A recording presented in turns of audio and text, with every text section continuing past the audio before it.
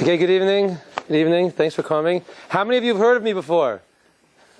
A few people. Good. So everybody came here tonight not knowing anything about the speaker. So it's obviously a great testimony to the CHAZAQ organization, or you, because, coming out to hear somebody you've never met before, and now you're seeing me and like, wow, I wish I'd stayed home and watched like Sunday Night Football or something like that.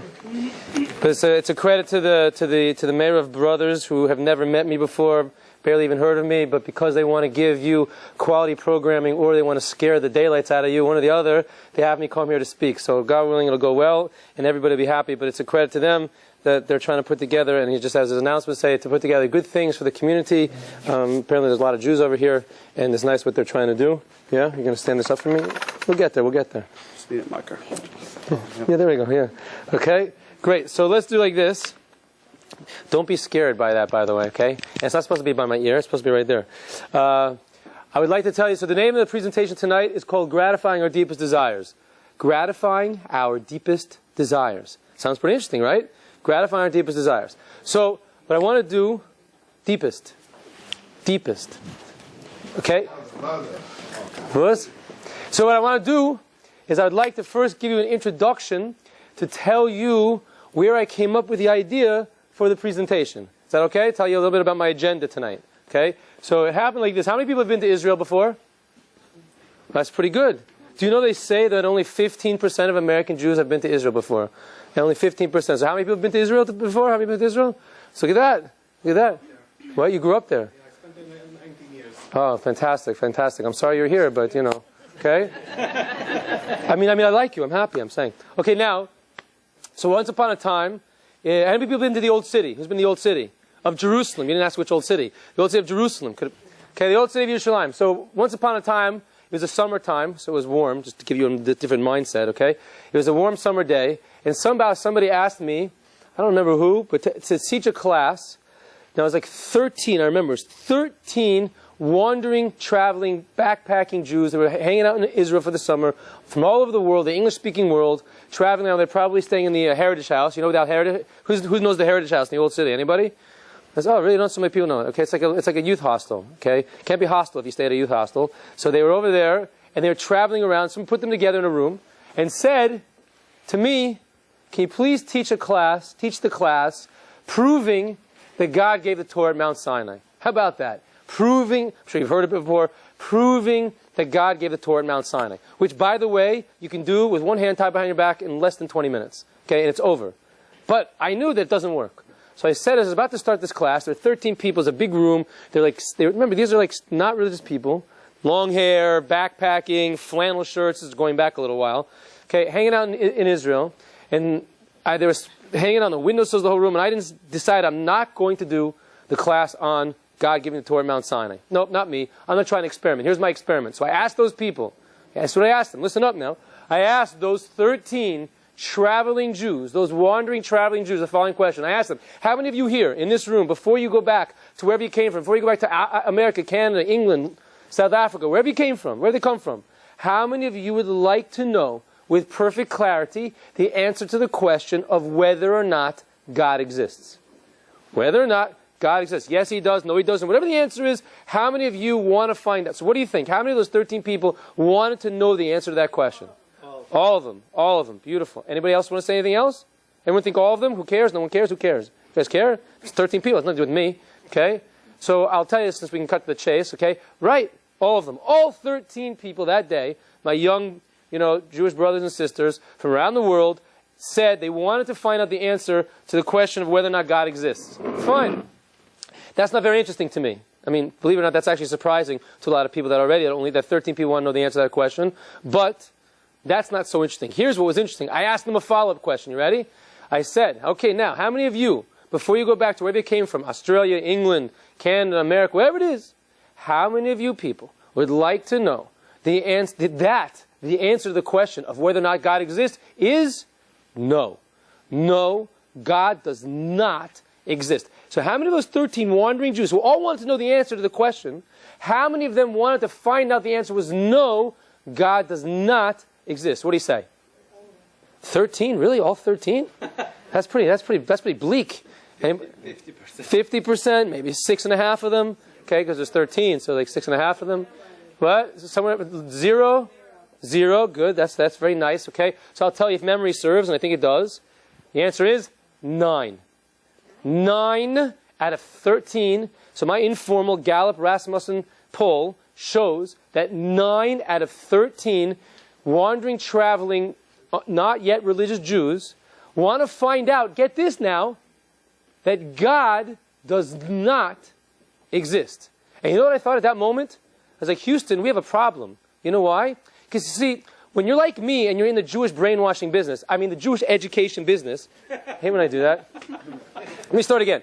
When you're like me in the Jewish education business and you're trying to brainwash, you're trying to educate people, it's not good when they're starting off saying, I don't want God to exist. Like, Rabbi, you want to prove to me that God gave the Torah? Torah Shmor, Rabbi. Shabbos Shmabbos, mitzvah shmitzvahs.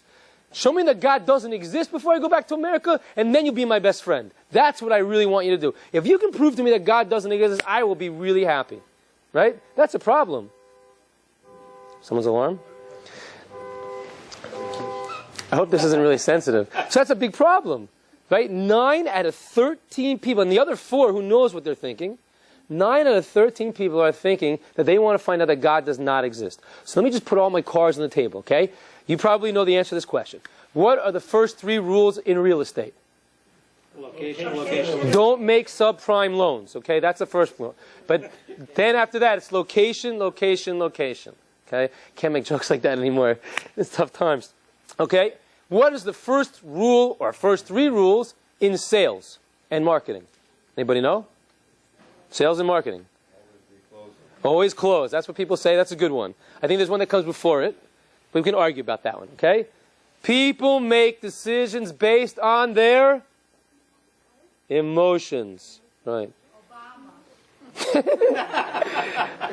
Is that a case in point? Excellent. I like that one. Okay? People make decisions based on their emotions. 9 out of 13 Jews. I don't know what goes in this crowd. I'm just saying, statistically speaking, 9 out of 13 Jews are walking around saying, emotionally, I want God not to exist. Because I asked them what they wanted. That's what they want. So that's a strong first impression against God. That's a strong person. Now, no matter, you can't fight a first impression. You realize what that is? Like, when you ever have a first impression, if you ever go to like camp, or like a school orientation, we meet a group of people for the first time. Or let's say I come here, right now, right? And like I see one guy, let's say, doing something in the back, acting a little bit, too chutzpahdik over there. I might make a mental note. I don't like that guy. He's making faces. He's acting obnoxious. He's interrupting me. I can make a mental note. He's not a nice guy. You ever had such a thing where like you see somebody for the first time, you're like, don't like him, don't like her. Yeah, no? Are you too nice? You don't do that. Come on, we're from New York. I mean, you definitely do this, okay? So now, no matter what, even if 3 months later, I meet one of my friends, and it happens to be out to lunch with the guy that I see in the back, like in the way back, it's not going to go in. I don't care. How can you be friends with this guy? He's like, he interrupted me. He was obnoxious. Like, how can you be friends? No, you don't understand. He runs a soup kitchen. He walks little old ladies across the street. He's a great guy. I'm sorry. I don't want to hear it. I saw what he did to me at that time at the class. Once you have a first impression, you know what I'm talking about? It's very, very hard for anything else to get in there. So my job, my goal, my agenda, in the education department tonight, is to suggest why we might actually want God to exist. Okay, I thought that night, somebody's got to do something about this. 9 out of 13 Jews are walking around wanting God not to exist. Somebody, and I'm the guy dressed in black who's going to do it. Okay, so that's my goal. And please have to be very clear that I am not trying at all to prove to you that God exists. Not me. You know what I think. Either I'm nuts or God exists. One or the other. But that doesn't matter.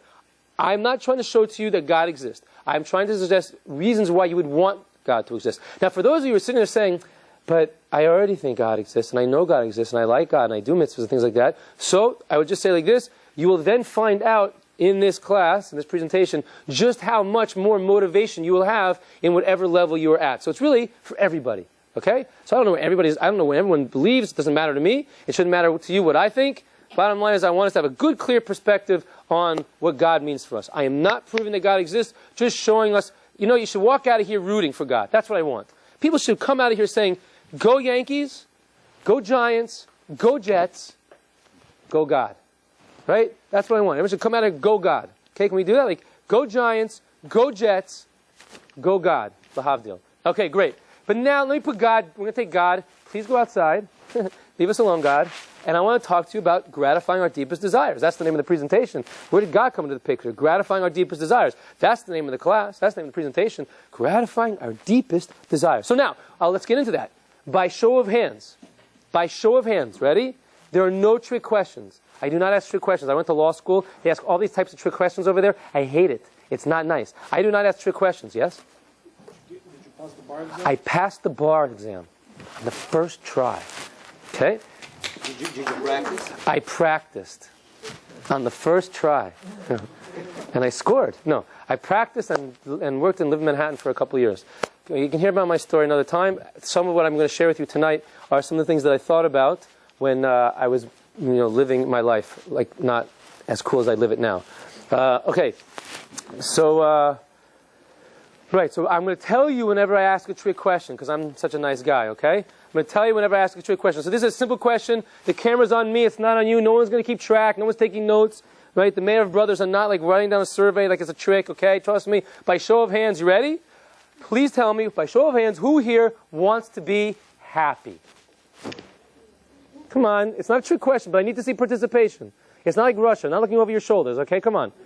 Okay? No, it's not possible. I have to be convinced that there's actual participation. Okay, again. Okay, let me do it this way. How many people want to be happier? Happier. If you're Jewish, the answer is yes, okay?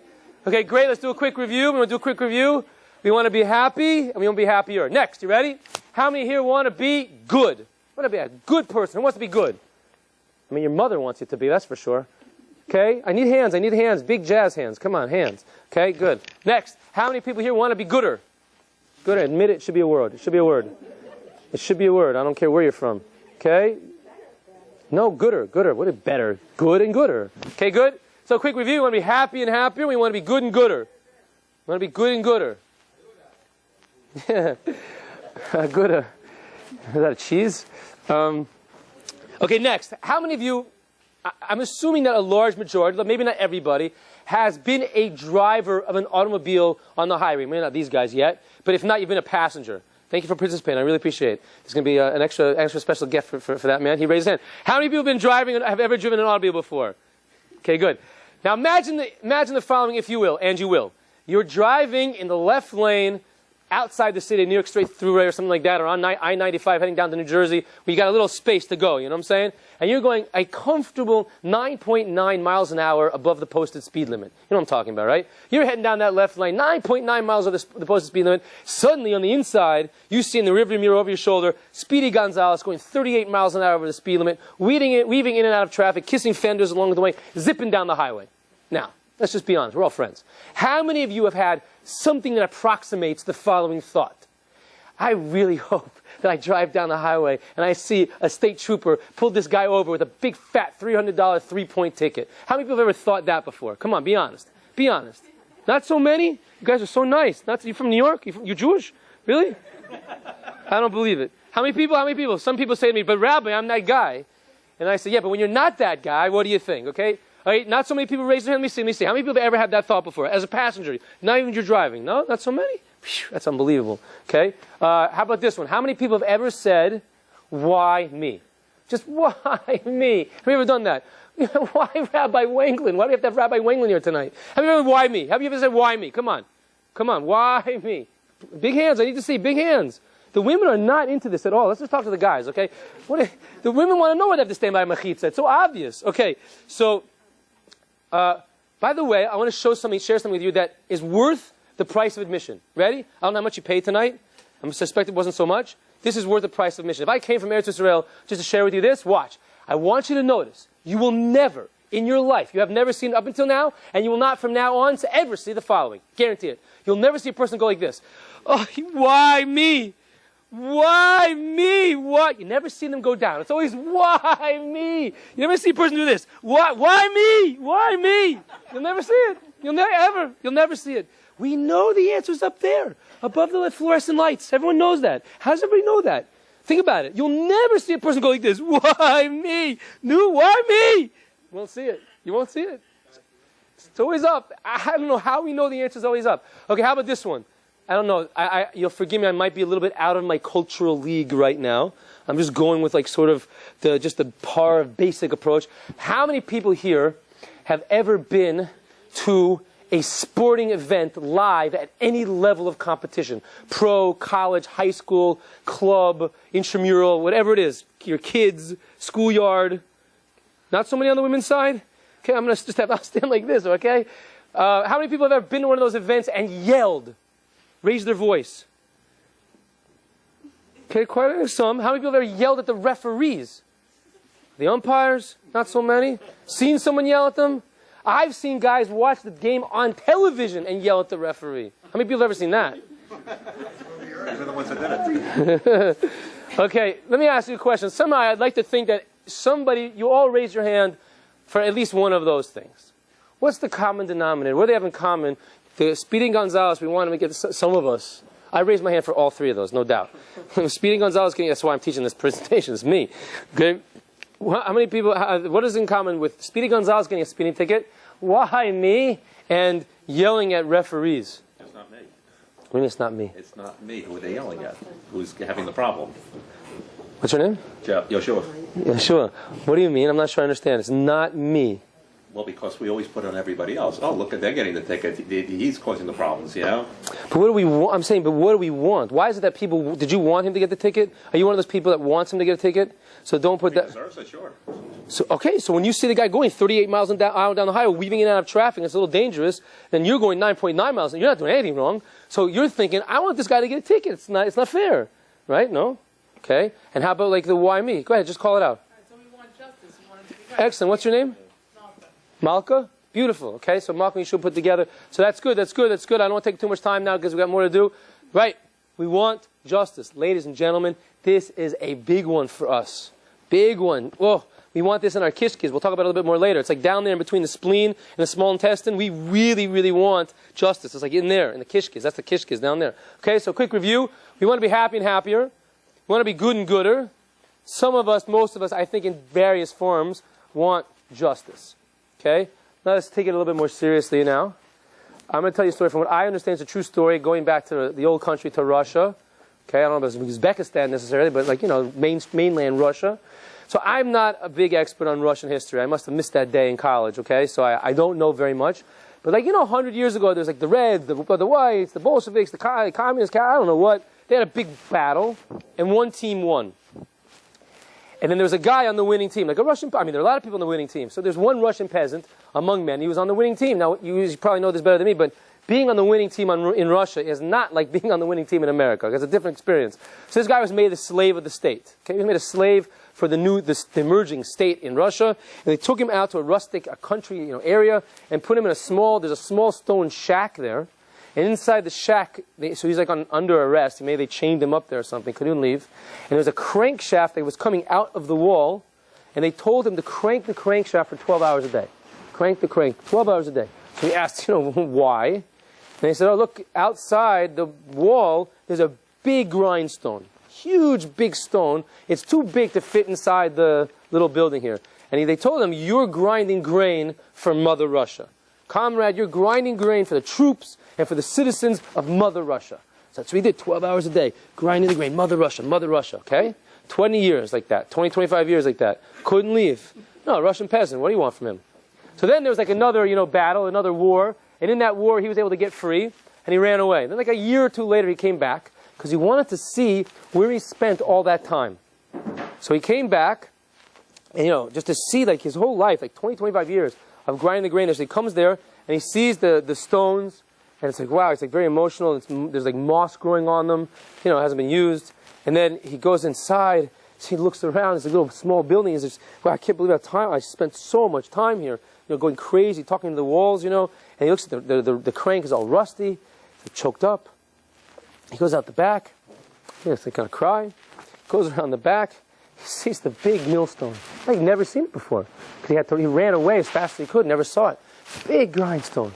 He's still overwhelmed. It's about to collapse. It's shaking.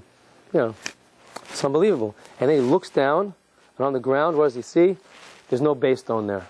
Just an old muddy groove where that grindstone had been grinding all the years. Anybody know what he did next? Killed himself. Right, Yeshua killed himself. Why did he kill himself? Because he realized he was doing it. Because he realized he was doing it for nothing. He realized he was doing it for nothing. You hear what Yeshua said? True story. This guy committed suicide because he was doing it for nothing. He had no purpose to his life, retroactively, no meaning, nothing. Okay, so I'm asking you, if you can imagine, we should never know from such things, and I like to think we would never come to such a place, but it's a Russian peasant. So can you imagine, how many of you can imagine, just by show of hands, how a person in that situation would actually commit suicide? What do you say? How many people can understand why a person in that situation would come to a point where he commit suicide? No, it's too hard for everybody? And not you, but just like he ground the grain for 25 years, right? And then he comes back and finds it was all a big joke. It wasn't real. Why did they do that to you? Because they're not very nice people. Because I think it's to keep everybody. It's a good question. I mean, it's a story. I don't know. You have to say that they were trying to keep people off the streets. That keeps people from revolting. It's a good question. I never thought of that. I never thought of that, Taka. Okay, but they're really not nice people. That's the answer. Okay, but stay tuned. Stay tuned. The question is that happening to people today even? He was in jail?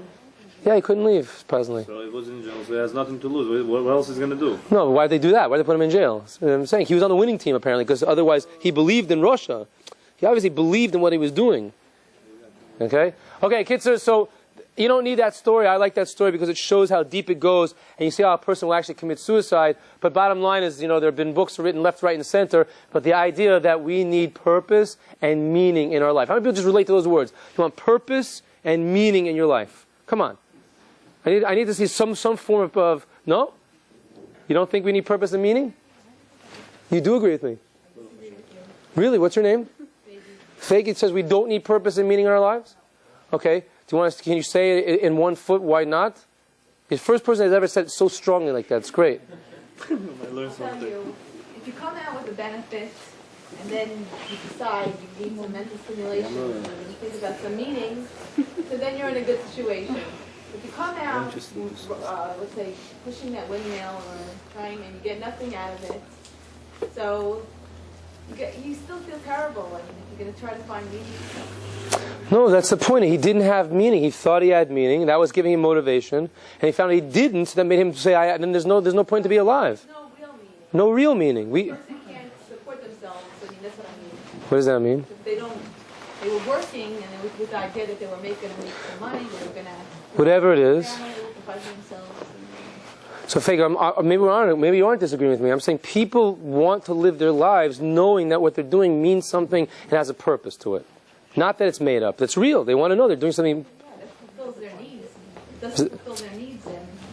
Oh, okay. So we'll talk about that. That's good. Hold that. I'm talking about psychologically. I'm talking about real. Okay, hold that thought. You're talking about practical money to feed myself and clothe myself. So hold on. We'll talk about that soon. Okay. I'm throwing out there the idea, and it's written up in books, not just not even just Torah books, like just people books.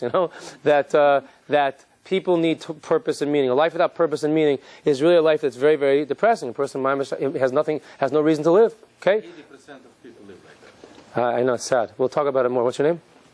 Sam. It's sad, right? We're going to talk. You'll be surprised, probably more than that. Okay? But stay tuned. That's why we're here. We're going to try to help. Okay? So we're going to do a quick review. I'm doing now a statistics, thing because I can't see if everybody raised their hand. Usually, people are. It must be a Queens thing or a Sunday night thing. Okay, I like big hands. Makes you give a little exercise, a little calisthenics. Okay, we want to be happy and happy. We want to be good and gooder. We want justice. Those people, I think, relate to the idea we want purpose and meaning. Okay, here's one more. I expect you to relate to this one. Okay, again, no trick questions.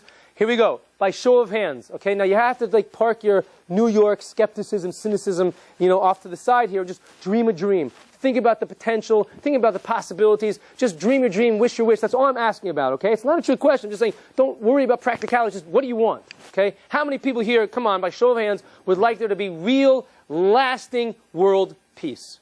Real and lasting world peace. If your hand's not up, you're not Jewish. I'm convinced. If your hand's not up, you're not Jewish. Your hand's not up. You don't want world peace? Yeah, you. No, you don't want world peace? No, yeah, with the glasses, him. No, him. You don't want world peace? It's up, yeah? Okay, good. Anybody else? Come on. World peace. Come on, let's see it. Both hands up. Put your feet up. I mean, what are you talking about? World peace. Like, what's wrong with that? Who could complain about that? It's not good for the economy, Rabbi. Okay, let's do a quick review. Happy, good, justice, purpose, meaning, world peace. Ladies and gentlemen, thank you very much for having me. I'd like to thank CHAZAQ. It's been great to be here. Thank you very much. Rabbi, there is a meaning and purpose in Judaism. Zechariah says it. Yeah. Et Elokim yireh, et mitzotav tishmor ze kol adam. Beautiful. Beautiful. Got a meaning and a purpose. What's your name? Chaim. You want to come teach the rest of the class? It's great. That's beautiful. I cannot compete with you. You don't have to compete. We're friends. It's not competition. It's an exhibition. Okay. Okay. You're gonna be the closer. Oh, it's closing. Okay. Why did I joke about leaving though? In all seriousness. Because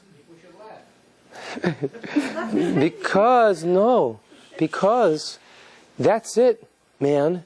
That's life. 6 things that you desire and nothing else.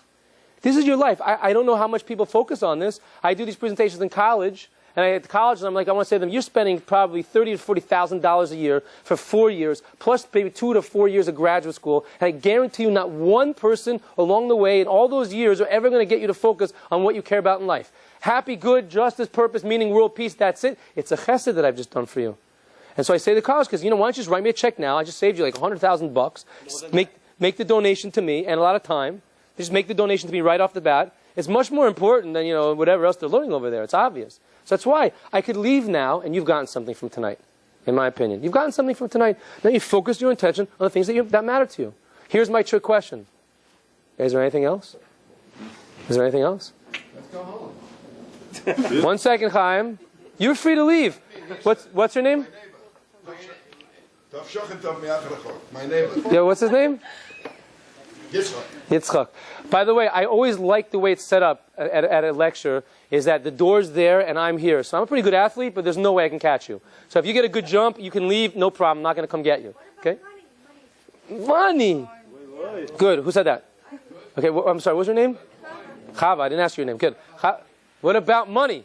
I'm Jewish. What about money? Okay, hold off that thought. This beautiful one, hold off on that one. Okay? No, it exists, so it's very real. Torah, Judaism believes in money. Are you kidding me? So let's just like this. I promise you that anybody can think of anything else other than money? Health, that's a good one. Who said that? What's your name? Tamar. Okay, good. Health. Beautiful. Hold off to that one. I'm going to get back to you also. This is why it's a trick question, because anything that anybody ever is going to say, I've already got on my list. That's why it's a trick question. Okay, but think about it. Happiness, good, justice, purpose, meaning, and world peace. Beautiful. Now you know what your life's about. Now you know, forget about what it's about. That's what you care about. These are your deepest desires. But the presentation is not called identifying our deepest desires, right? So it's chava, right? Chava, so I'm not leaving you hanging. That's already something. Identifying your deepest desires. But the name of the presentation is called gratifying our deepest desires. So let me ask you, a little sales move here. If someone could come along and show you a little insight into gratifying these deepest desires, would you be interested in that? Would you want to hear it? Sure, why not? We're still here, Rabbi. Okay, great. So we're going to talk about gratifying our deepest desires. Now, in order to do that, we have to talk about each one of them. Happiness is the first one. We're going to talk about that first. Okay? It's a very involved, intricate analysis. It's going to take some time, and the other ones go much quicker. Okay? It's all fantastic, entertaining, probably the best Sunday night of your lives. Whatever. And if not, you can ask for a refund, I guess. Okay? Now, this is our small board. This is a very small board. So I'm going to either have to write and erase, which I don't really want to do, or I'm going to have to write small.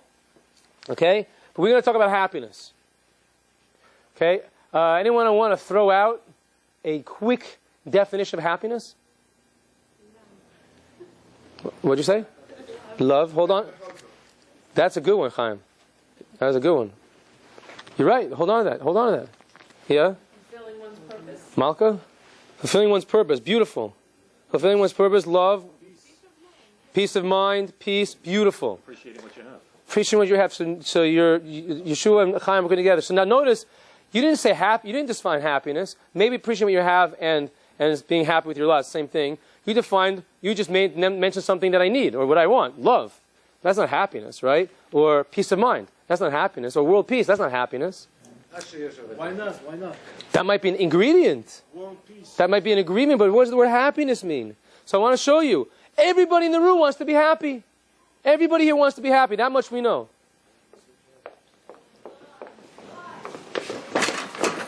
Careful, careful, careful.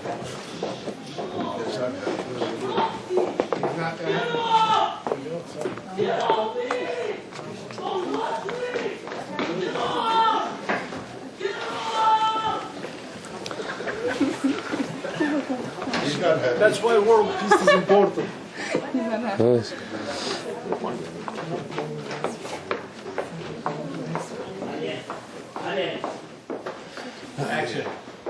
Okay, Hashem should help.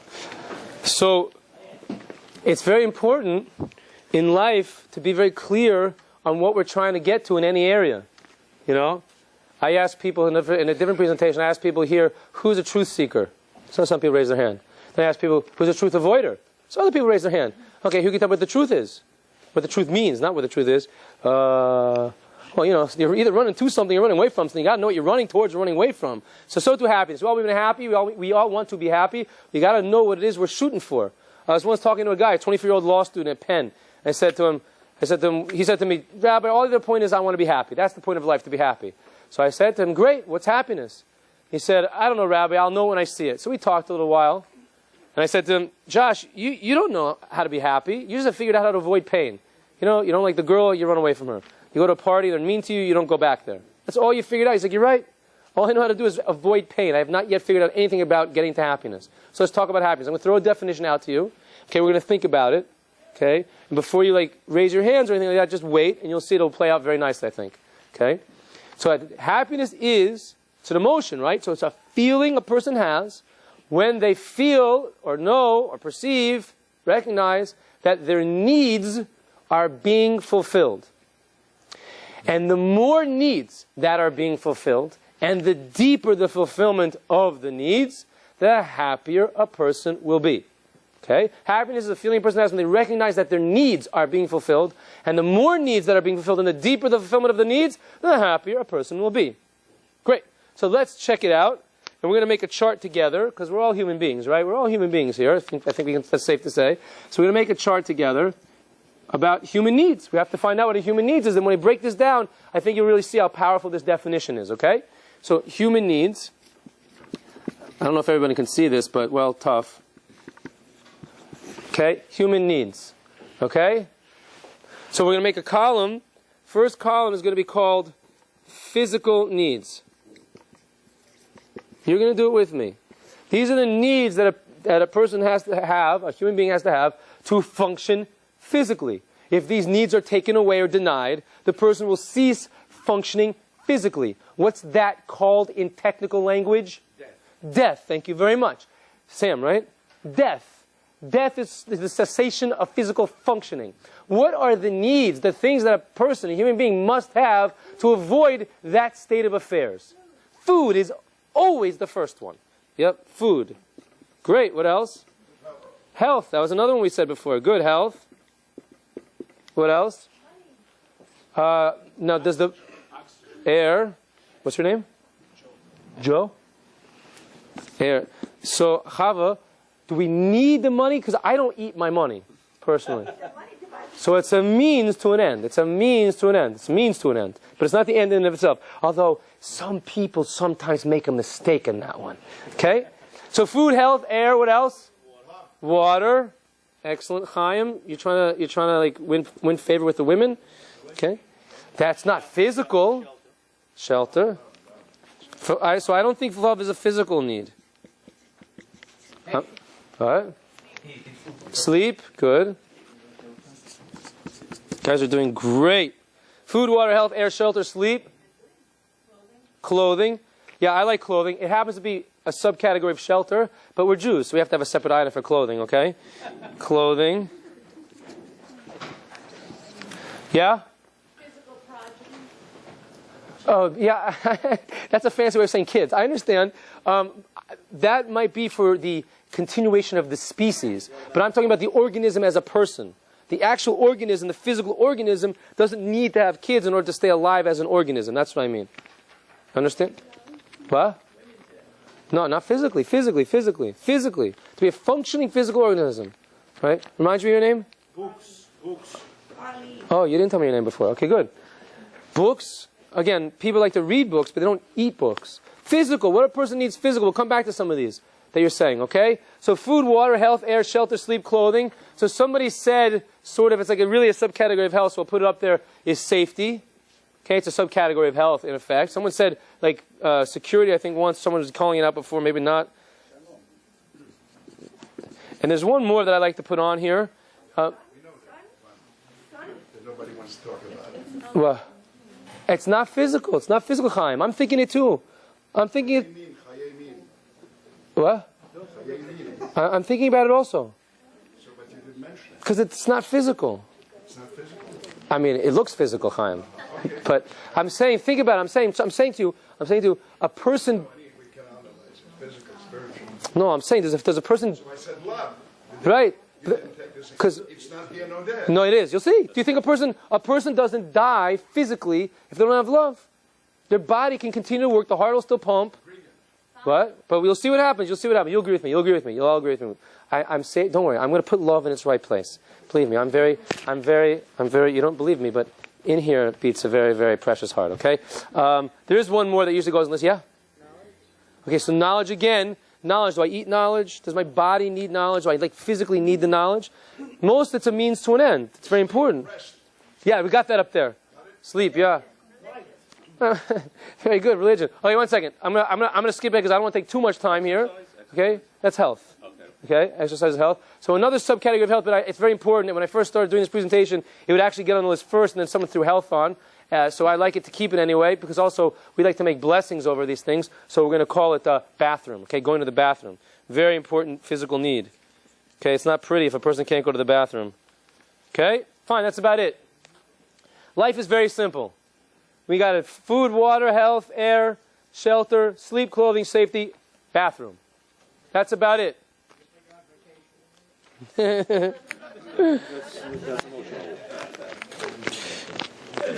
I see the two of you have been joking in the back for 65 years probably. Okay. 66 years. Don't look a day over 65 and a half. I'm telling you, look great. Okay. Now we're going to make another column. I call it non-physical. Spiritual sounds too flaky. It's really synonymous. Spiritual just means not physical. Okay? So now we have to have non-physical needs. The non-physical needs. These are needs where if a person doesn't have them, they will be non-functioning in a non-physical sort of way. So they'll be alive, but mentally, emotionally, they'll be on the level of like serious depression, institutions, lots of medication. We should never know for such things. Right? Not those 80%. We should never know for some things. So these are things that people need so that if you take any one of these away completely, a person would probably be on the level of needing serious hospitalization and serious medication. We should never know from such things. Okay?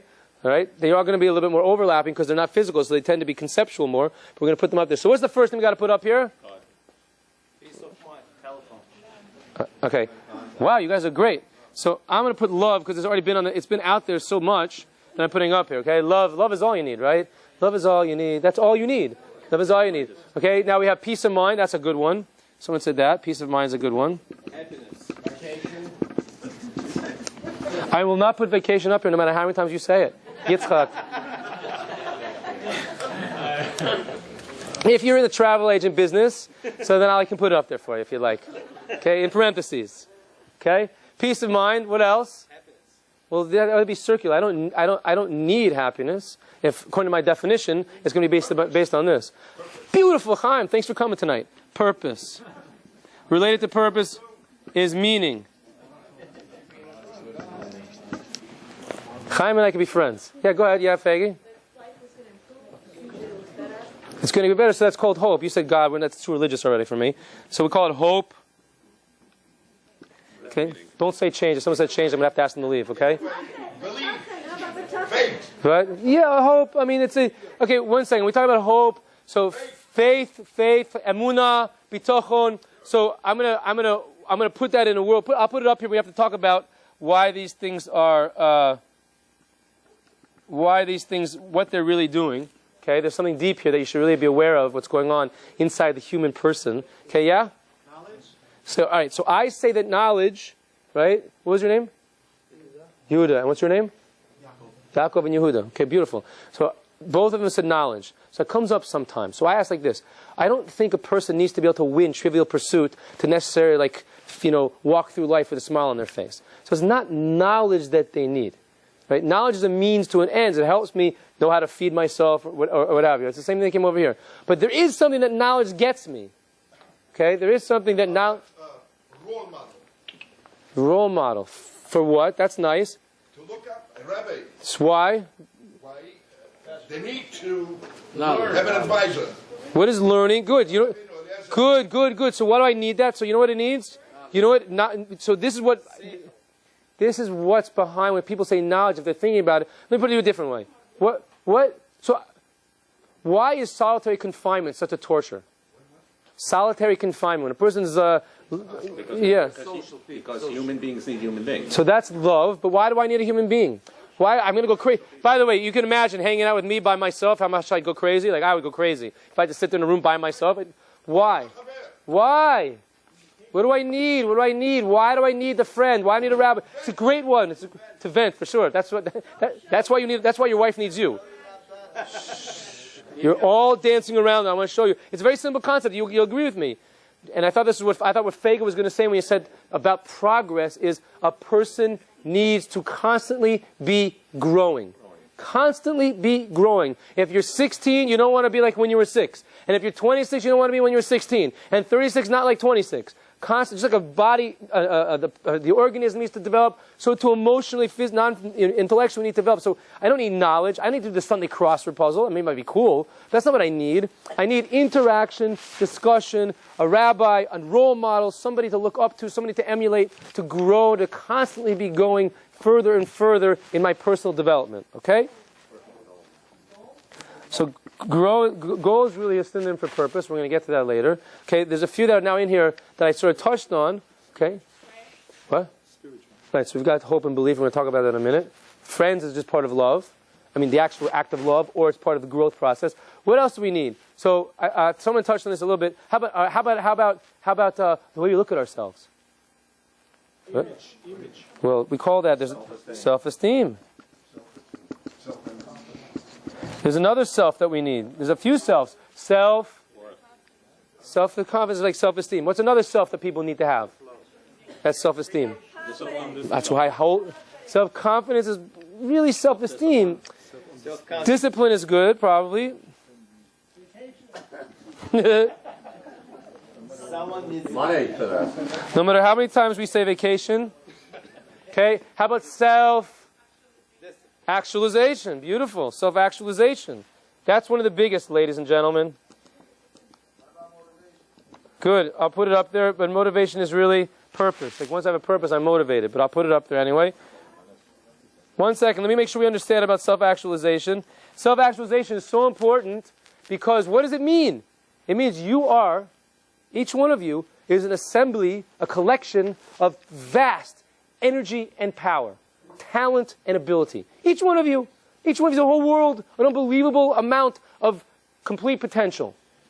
And you feel it. There are times when you feel it. If that does not get actualized from the potential to the actual in the world, it is a devastating level of pain. Devastating level of pain. So you put it around, that's what I need. I need to be able to take all my abilities and energies and powers and that and get it into the world to actualize it from the potential to the actual. One of the biggest needs. Okay? Anybody want to throw a few more out? So would that be freedom or liberation, right? Is it liberating? It depends on how you define that word. Okay? Like free, but if people mean freedom insofar as it means the ability to actualize my potential, I would say yes. If it means the freedom to destroy myself, like look, I can go out in the middle of the street and get hit by a truck if I want. No one's going to stop me. So that's not that's not such a need. It's a counterproductive. So I can put it up there as freedom if we kind of keep in mind what we mean by that. Yeah, go ahead. I keep saying peace. Yeah, peace of mind. It's peace of mind, the same thing? Oh, well, world peace is beyond me.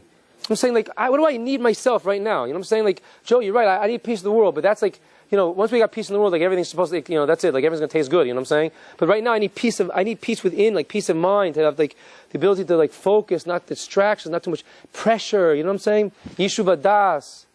That's why. That's what I'm saying. So it's peace, but on the individual level. Okay? Yeah, go ahead. According to the chart. Knowing your strength, but also knowing your limitations. Beautiful. What's your name? Knowing Albert. Albert. Do you have a Hebrew name? Avram. Avram or Amram? Amram. Great. Okay, Chaim, what do you want? Let me put that up. That's a beautiful one. Self-awareness. Self-awareness. According to this chart, Go ahead, Chaim. Here it comes. physical is much more essential. Now, well, why don't you give the... The other, but the physical, without the physical. One second, Chaim. You're going to stay with me. You'll see. Excellent question, excellent point. 1 second, though. Give the rabbi to finish. Great. That's great. It feels good. You're like in Cheder again. Yeah, it's great. Okay. Trust. Okay, put that up there. Trust. Guys are doing great. Yeah, go ahead. Isn't love trust, love? How about acceptance? Acceptance. Okay. Acceptance is probably ultimately a means to an end. What's the means to the end? What's acceptance ultimately helping me with? When a person feels accepted, what are they getting? They're really getting self-esteem from it. But I'll put it up here. I don't like acceptance, actually. I'm not going to put it up here. I'm not going to put it up there for a different reason. What's your name? Celia? Celia should be able to tell. What's your name in the back? Leora. Leor or Leora? Leora. So Celia, if you're paying attention last week, you can tell Leora why I don't like the word acceptance, okay? And we have to do a review from last week, okay? Because acceptance ultimately is a certain amount of helping with self-esteem. But there is another A word that I love. Yeah, go ahead. Not an A word, Shabbos. Shabbos. Okay, great. I don't want to get too religious. What's your name? Shlomo. You and me. No, you and me can hang out. We can party, all right? But I'm just saying, like, I don't want to get too religious for the rest of the crowd. You know what I'm saying? Shabbos, like, so we talk about hope and belief. That's like a little parv already. Okay, but I'm with you. Okay. What? Vacation? Yom Tov. I mean, yeah, Yom Tov and Chol Hamoed. When you can go away on vacation. I get it. It's great. CHAZAQ. Okay. So now, one more that I really want to put on this list. Yeah, go ahead. Acknowledgement. I'm telling you, I don't like putting those two words up there because they really have to do with self-esteem. What's your name? Leah. What's the first letter? What? Kuf? Kia. Leo. It's not Leah. Xia? Xia. Okay. The girl in the back, in the middle, okay? Listen. There's a reason why I shy away from acceptance and acknowledgement.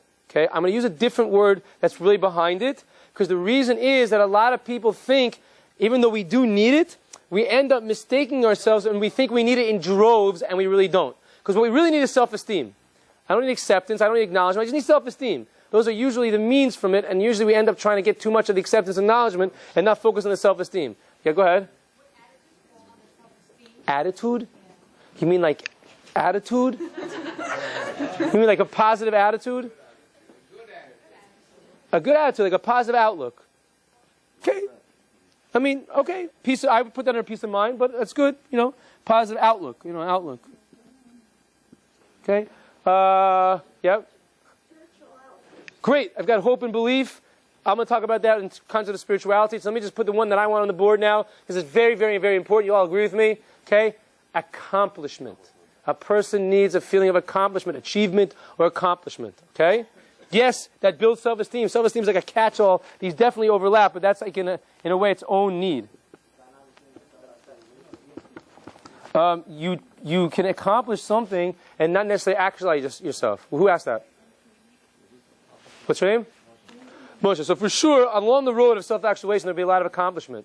But each accomplishment, like I could do something completely irrelevant, right? Like, if we made up a game here, and I actually had to, get a ball, in between the, curtain and the post there, and I did it, it'd make me feel good, even though it's I didn't necessarily... Okay. Shkoyach. Excellent. No, if you're going to do that to me, you're right. But I'm saying an accomplishment could be something that has not necessarily to do with so much my abilities. Okay, to actualize. Okay. You see... What? Vacation, right. These are needs, but how about attributes? No, I don't want to talk. Chaim, it's my class. I don't want to talk about attributes.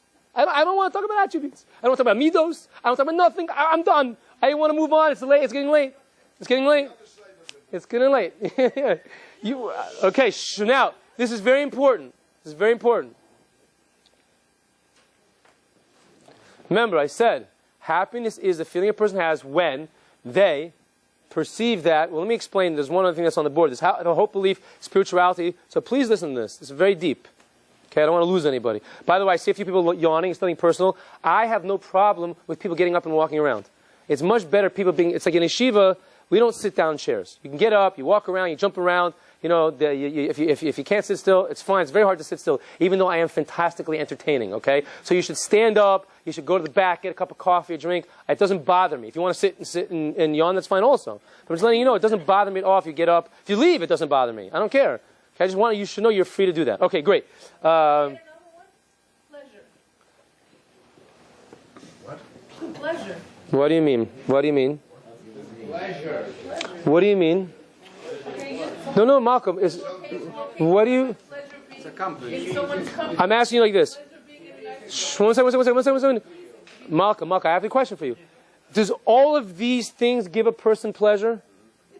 I don't know if they need the pleasure. It's like love is a pleasurable experience. Accomplishment is a pleasure.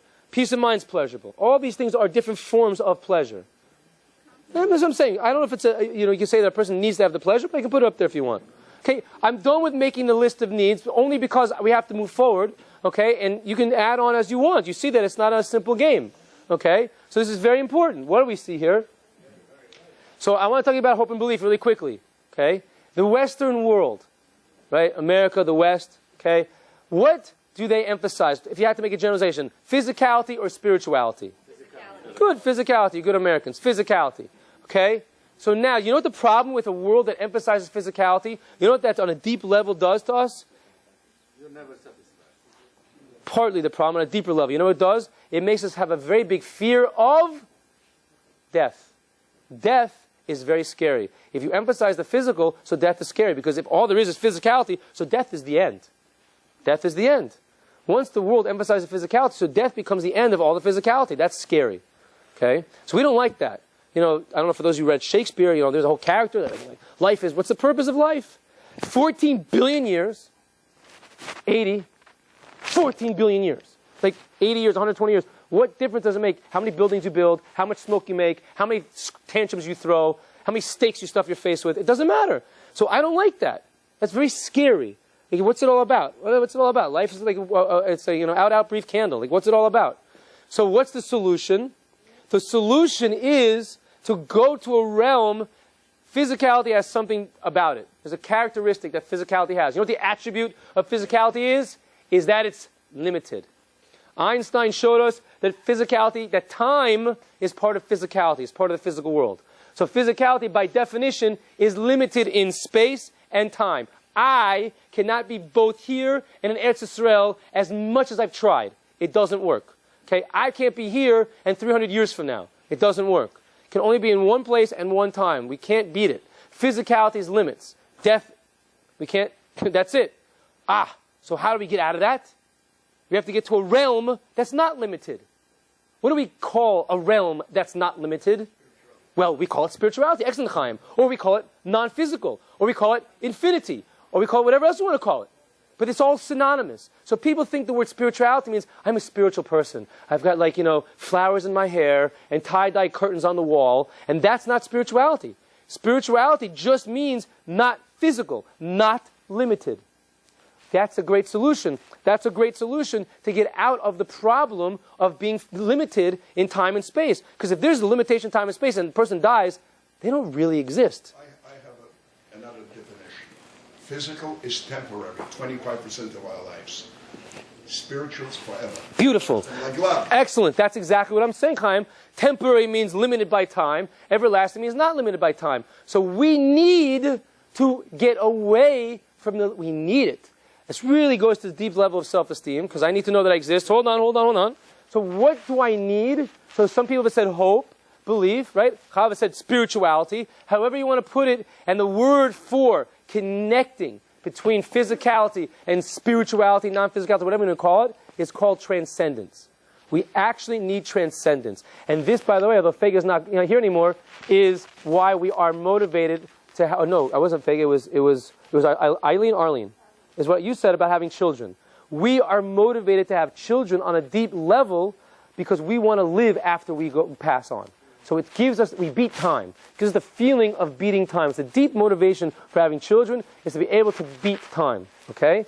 So we can call it hope, belief, we can call it spirituality, we can call it transcendence, and the process by which a person actually connects from physicality to spirituality and engages into transcendence is whatever they do, meditate, genuflect, watch read comic books, I don't know, whatever it is, it's called worship. Believe it or not, so we need spirituality or transcendence, and we need to worship. Unbelievable. Okay? So I'll just put that on the board here by hope, belief, and spirituality. You all will know what it means. It's a very, very deep human need. So don't let your earthbound friends tell you that you don't need that need. Yes, Arlene? Saying that it's a human need, kind of arguing against the existence of God, because in a way it's saying, well, we need to invent God. Great. Because we have that, what is it called, the archetype of a God, so we need to invent. Hold on a second, you're saying good? Let's just one second, okay? Bottom line is we definitely do need it. It gets expressed, by the way, in this world, by people, the way they get into their sports teams. Something bigger. When people say belonging, the idea of belonging is really a small taste of this desire to connect to something. New York! Yeah, New York! That's the idea of expressing my connection to something bigger. It transcends my small space. So that's why it gets expressed. Democrats! Republicans! It's all the same need that's being sought to be fulfilled. The question of if it's really working. Okay? Anyway, let me ask you, please, let me ask you to just wait, because I really there's a lot to do, and I want to do it quickly, okay? And then won't be accused of keeping you here too long, because I know you want to actually hear. One second. It's okay? Go ahead, say. Zug, no, vus. The problem with the human race is that the human race doesn't like abstract. Show me the nose of God. Enochinami. Don't worry. Don't worry. We're before that, Chaim. We're way before that. You're right. We're way before that. Okay, look. Ready? Listen. Remember my definition. So let's imagine you have a person who doesn't have the black and he doesn't have the blue. She's got no black and she's got no blue. What would you say about that person? Happy or not happy? Well, dead. Okay, good. Be dead. Very good. Some of you are paying attention. So let's give the person the blue column. The person's got the blue column, but no black. No black. You want to be in the black. Okay? Always bet on black. Okay, so if a person doesn't have this column, what would you say about them? Happy or sad? Sad. Big D depressed. Big D-E-P-R-E-S-S-E-D. That's what they'd be. Flip it around, ladies and gentlemen. If you have a person who's got blue and black, they're in the black and blue, and this is cooking, what would you say? Happiest person you've ever met. What is it? Happiest person you've ever met. If a person had this column and they were really cooking in it, the happiest person you ever met. I bet, I'd be shocked, right? Sam, you said 8%. It's probably higher than that. I'd be shocked if you can find one person who's cooking in this. Okay? Halavai, it should be everybody, but unfortunately it's not. Okay? So now, remember what he said, these are not physical. So they are not limited. Happiness is the feeling a person has when they recognize that their needs are being fulfilled. And the more needs, I can make a longer list. I could put vacation on here if I wanted. More needs that are being fulfilled. And the deeper the fulfillment, you can keep fulfilling these, the happier a person is going to be. Okay? I want to make one more column just because I have a feeling it's going to be very relevant to this group as a lesson, but let's do it quickly, okay? We are going to pretend we're Martians, okay? Martians coming down to America to observe society, okay? I'm a Martian, you're a Martian. They look a lot like me. Their antennas go up, mine go down. It's the same basic species, okay? So we're going to be Martians together. We're going to come down to America. I'm going to back up a little bit and go back, make it like October. We're going to come down to America. I'm going to just observe American society for a whole year. So we're going to go everywhere. We're going to see the Halloween stuff, and then we're going to see the election day. That's why I went to go back, because the election day is like a big thing. Thanksgiving Day, we're going to see in a parade and all that stuff. December shopping season, New Year's Eve, right? Super Bowl, Academy Awards, Emmy Awards, Grammy Awards, MTV Music Awards. See all that stuff. We're going to have, like, people go away for February vacations. We're going to see the March Madness and the NCAA basketball, for those of you who know about such things. We're going to see the end of the television season, American Idol, Survivor, Curb Your Enthusiasm, all that stuff. We're going to see Memorial Day, all the summer parties. And if you listen on the radio, they go like, rocking the beaches and roaring the shores. They get these rock and roll parties going on Jones Beach. People going to the Hamptons. People going to the Jersey Shore. People going on vacation, right? You're going to have that. You're going to have, then July 4th comes. We're going to see the NBA Finals, the Stanley Cup. We're going to the Rangers, right? The Knicks. The Knicks, whatever. Then you're going to have to see, you're going to see, if you're going to go to the supermarket, checkout counter. You're going to see Star Magazine, People Magazine, Soap Opera Digest. You're going to go to CVS and see, row and row of magazine, body, shape, form, fitness, look, all that stuff, right? You're going to watch television commercials like, ooh, buy me, have this, buy me, have this. You're going to see all that stuff, right? Come back, beginning of the school season, back to school sales, Labor Day, World Series, we have the World Series, and then we're going to go back to Mothership. The Mothership's going to ask us, based on what you observed, what would you say this society is telling its members to value and pursue? What would you say? What? Fun. Great. What else? Somebody said it before. Chava, what did you say before? Money. Money, money, money. What else? What else? Status. Status. Gladys. Yeah, what else? What? Gratification. That's fun. Vacation. That's more money, Isaac. That's more money, Yitzchak. Money, however you spend it. Yeah, what else? Gratification, I'll put that as fun. With an explanation. Fun. Power. Power, Joe. Power. What else? Beautiful. What else? Yes. Leora, individualism? Do you mean like individualism or you mean like ego? No, how everybody is like another person, not a society. Oh, self. Yeah, what else? Acquisitions. Money. Beautiful, Sam. What else? Stuff. How about fame? Looks. That's why I do what I do, huh? Looks. Oh, this looks good, man. People want to know, why'd you come religious? I'm like, isn't it obvious? It looks great, okay? Looks. How about fame? It goes with status a little bit. Fame? Fame? No, fame. I couldn't get famous because I'm secular, so I'm going to get famous now. Okay? Who's? Fashion. Okay? Can I call that? I'm going to call it beauty. Even though it's also, how about youth? Youth? People like youth? Yeah. Youth? Right? Snip, snip, tuck, tuck, clip, clip. Youth. Childhood.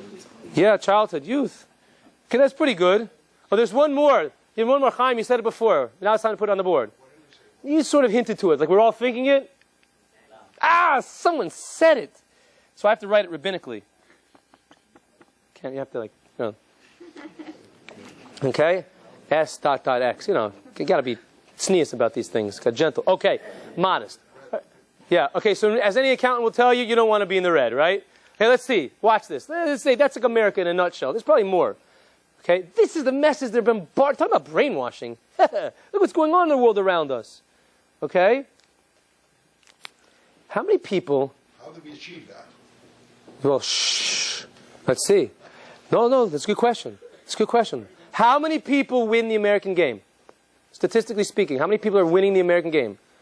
Are just cooking. They got fun, and they got money, and they got money, and they got money, and status, and power, looks, fame, beauty, the whole thing, youth, this, whatever. Not much. Statistically speaking, it's zero. It's zero. Statistically speaking, 1 out of a million, you may as well just say zero. Okay? Do you know, I want you to understand this. Just make sure you know these things. Do you know, you can look on they probably have the 2007 numbers out available now, but when I did it, I looked back, it was 2006, the only numbers available for income. The median household income in America, okay? Households, there are 110 million households in America.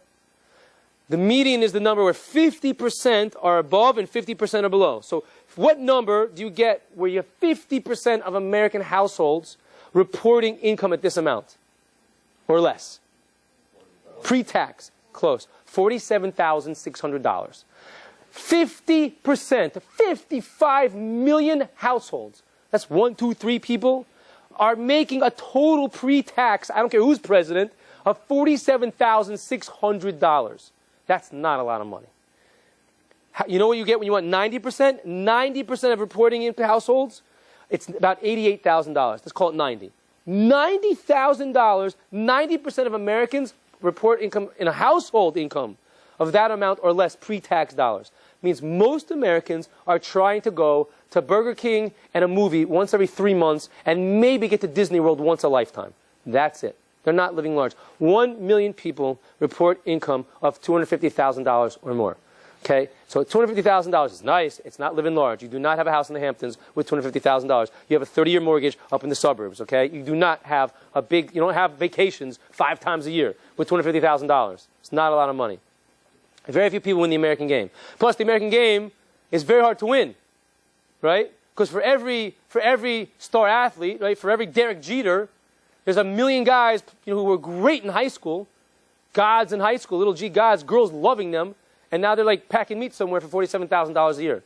For every U2 or whatever great band that you like, there's like a million of them playing in like college bars somewhere with beer all over the floor, not going anywhere, right? For every Brad Pitt, right?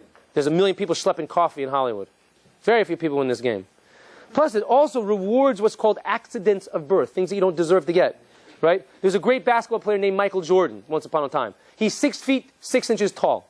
If he were born 6 feet tall, he'd just be a guy named Mike, who'd be really good shooting a basketball, and he'd be packing meat somewhere for $47,000 a year.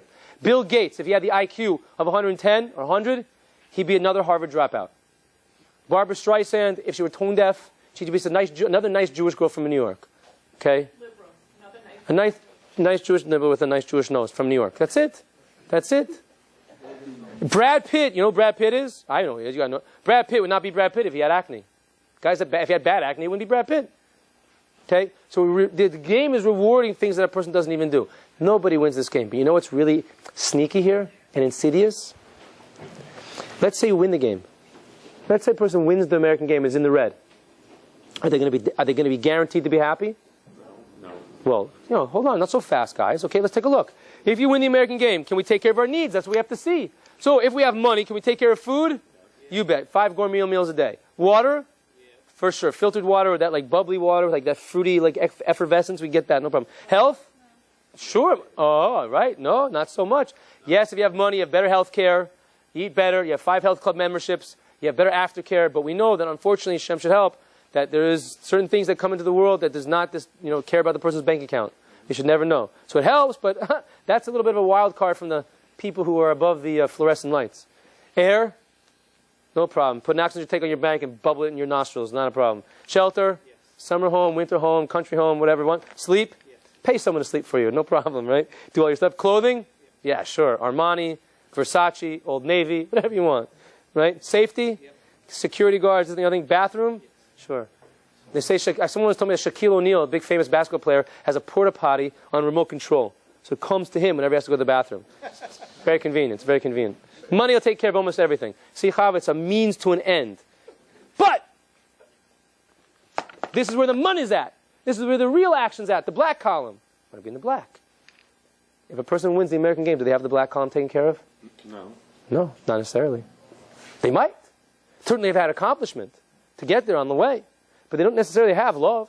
I know plenty of people who fit this bill. There's a girl out there. She's pretty. She's famous. I know who she is. She has money. She has a lot of fun. She used to. She had status in her industry. She's supposedly pretty, looks, beauty, youth. I'm sure she had a lot of that. Right? Does anybody know who I'm talking about? No. Close. Brittany. I'm thinking of Brittany. Brittany. Poor Brittany. Brittany should have just stayed in Mississippi. She'd have been a lot happier. Right? She's got all this.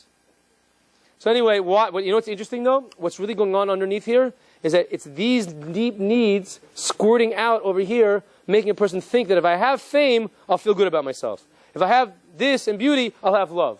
You know, it doesn't work that way. But there's an attempt to get what's going on here over here. It's a big mistake because nobody wins this game. And then even if you win, you don't necessarily win the real game. This is where you want to pay attention to, the middle column. This is it. This is it. What? Purpose of meaning. This is it, this whole column. So I've done a lot of chesed for you tonight. I told you the 6 things that you care about, and this is all right here in happiness. So now, remember, I told you this is the longest one, okay? Remember, the purpose, the whole to go to the class, not to prove to you that God exists, but to say like this. What part of me has the physical needs? What part of me has physical needs? My body. A physical part of me has physical needs. That makes sense. A physical source generates physical needs. Perfectly logical. Right? Physical source, physical needs. Right? An animal has these needs. An animal has every one of these needs. A plant has most of these needs. Even a rock has some of these needs. Right? Shelter, right? What about this column? What part of me generates this column's needs? The soul. Well, I don't think it's so religious, but yeah, there must be some part of me that's not physical. Otherwise, you can't fight. You can't fight City Hall. I have these needs. We have these needs. You can't write a letter to your congressman and get rid of these needs. It's not going to help. You have these needs and you want to be happy. What are you going to do? I have these needs. I can't fight City Hall. What do you want? It says here, I have these needs. It's part of being human. So I'm stuck. Must be there's a non-physical part of me. Now the problem with something that's not physical is that I can't put it under the microscope. I can't put it into the MRI. I can't put it in the lab. I can't know anything about it. I can call it the soul. Philosophers call it the mind. Biochemists call it electrochemical reactions in your brain. It's just that non-physical part of us that gives us something beyond the physical. Right? An animal doesn't have this. Maybe they need love, but you'll never go to a New Age zoo and see a monkey going like this. Another banana, man. What's it all about? Another banana. This is so stupid. Waste of time. You never see a lion at the New Age zoo going, another hyena. You know, it's just so bloody and gory. You know, I've got a pride. I don't feel so proud. You know, what's it all about, man? You'll never see it. An animal, it's just very evolutionarily inefficient. Very. It's not very useful to have all these needs. Jewish neuroses is not helpful. Okay? So if there's a non-physical part of me, I mean, if maybe there's not, then that means there's a non-physical, because it's not limited, that means there's a non-physical source to the universe. If there is not a non-physical source to the universe, talk about making stuff up, Arlene, I'm all confused. If there's nothing, if there really is no non-physical, no spiritual, no infinity, no God, which is just another name for all that, God is just a synonym for spirituality, non-physicality, not limited. So then, what the heck's going on here?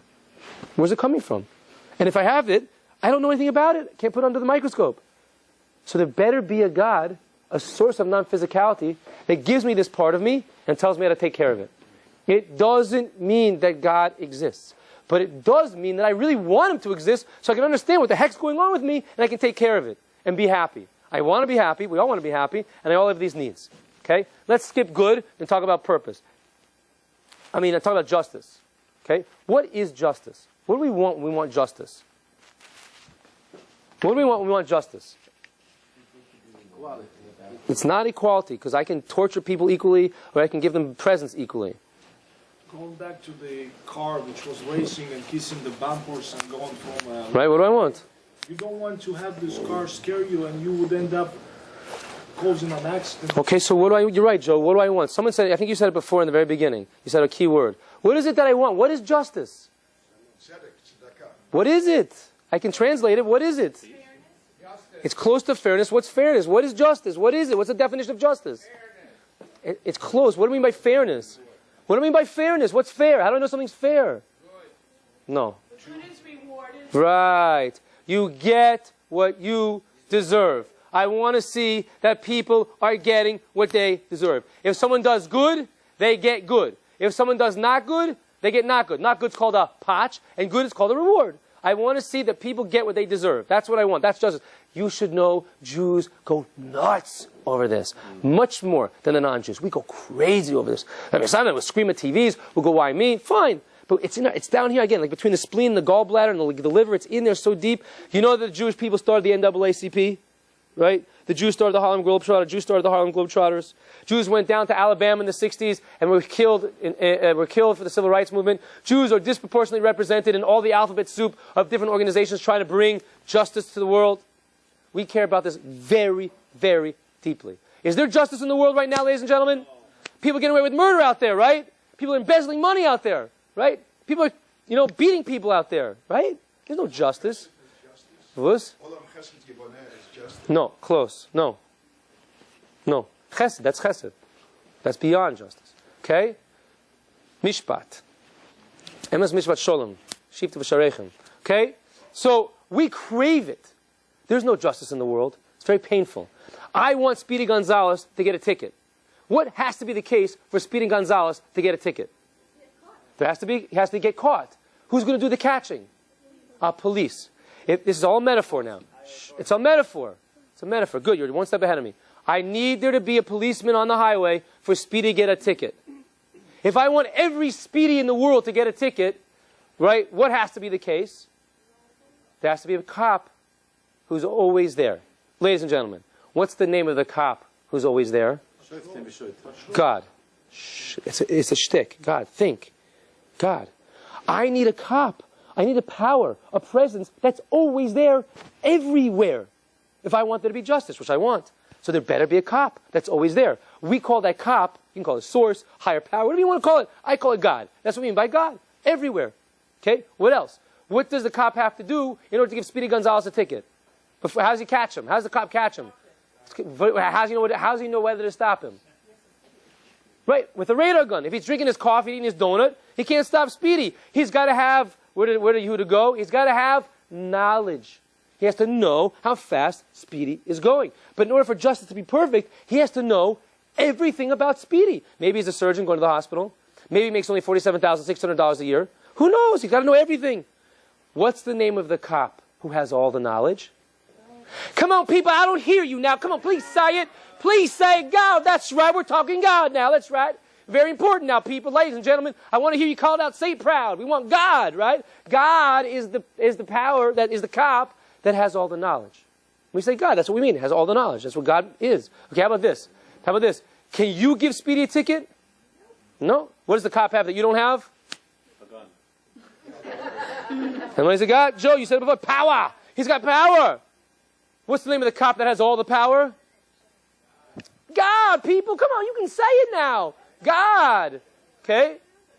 How about this? In order that, what's this cop able to do? Give a $300 ticket and 3 points on the license. Maybe negotiate it down to like a lane change violation, maybe like a cell phone thing. That's about it. But for perfect justice to happen, life's very complicated. So there's like an infinite number of possibilities, and there needs to be an infinite number of responses to go to get Speedy what he needs.